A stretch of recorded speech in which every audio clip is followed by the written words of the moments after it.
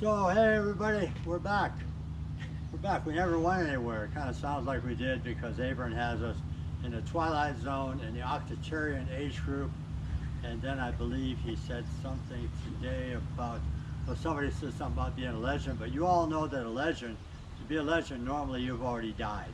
So it's after the fact. So we're not a legend. So we're actually live and the boards are moving. We'll pull it back. They all fell over.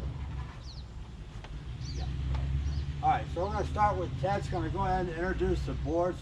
We're talking about the equipment that we're going to ride this season, 2021, if there is a 2021. We'll have Ted start with his array of boards.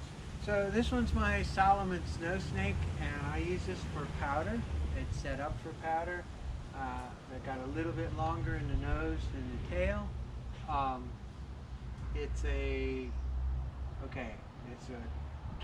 camber and a flat Camber with flat base. with flat base, and it's pretty much how I learned to ride on powder. So I'm comfortable with it, but I use it for powder. This is what I ended up riding in the last season. This is my Lib Tech. It's a hot knife. These are both 156. This one has got camber rocker. It's a lot more responsive. It's got magnet traction to it.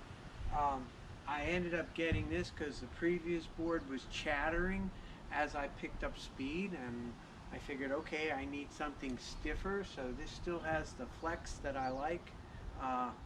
It has a little more stiffness, so I have picked up speed and don't chatter. I use it all over the mountain. I'm not that good in powder, so it works in powder, but I'm not that good at it. Jim just pointed this out to me, which I'm kind of proud of, so I'll show it to you. The wear marks, because I haven't cleaned it up yet from the winter, but the wear marks you can see mostly on the edges. It means I'm riding my edges, and there's sort of an equality to these, so I'm pushing on both edges in an equal kind of manner, which is kind of like what I want to do. All right. And Ted did say it was stiffer, which is very appropriate for our age group because we are also stiffer. So while trying to stay young at heart. Okay. How I got into the boards that I have now, which are two Nideckers. For years and years and years, I rode regular camber boards, and then I went to some carving boards, and then I went to the hybrid boards with Never Summer, some of the Rossi boards that I had. Got into all the magnet traction, all that stuff, and there are pluses and minuses to all of that. But my Nideckers have no magnet traction. They're basically just a standard camber type board, but with slight differences. So we'll start with the one on closest to me. It's a Nidecker area, and it basically is a directional carving free ride all mountain board. What that means is my nose is slightly longer, well not slightly on this board, longer than my tail. So I've got the short tail. I also have a little asymmetry to heel and toe on this board. And what I found out when I started out, I put the binding at a spot where it was recommended. It was too much nose out in front of me and a very short tail. Since I like to ride a little more in balance between the two, I found that short tail wanted me to go here, but I wanted to be here. But the long nose took me longer to initiate. So I moved from the recommended spot to a spot where I got a better engagement under the foot when I started with the floor motion and rotation turning the board. What the board does for me is it rides powder pretty good. Long nose helps it stay up. Short tail lets it sink a little bit.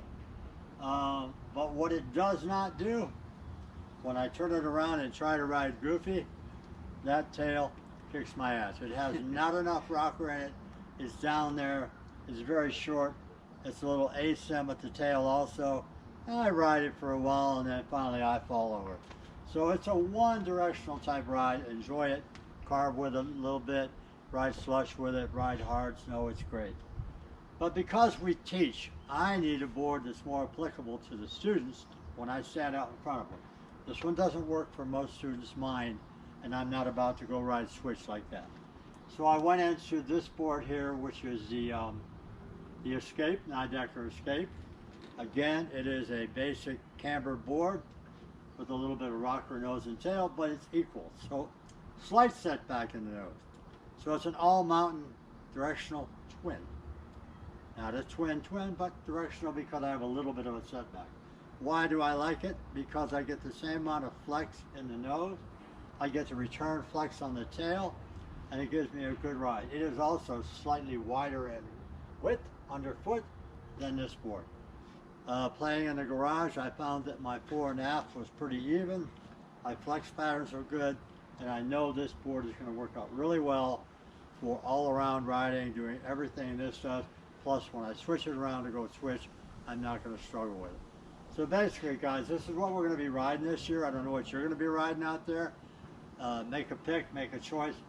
For years, like I said, I'm sure Ted and I were both one board, one thing, do it all. So we're kind of flopping into the new market. That's because we're older. We got so much money we can afford to buy new stuff. Not really, but we do find deals and we bought them. And basically that's what we're going to ride. So we hope that you guys like what we've introduced you to. We're not pushing any brand, but we're talking about what brands do and their makeup characteristics of the board. And I hope that's informative to you guys. And hit the subscribe button, the like button, and let us know what you're riding and tell us about it. That's what we're out here. We learn from each other, and that's the best way for this channel to work. So we're out. Later, Cheers. guys.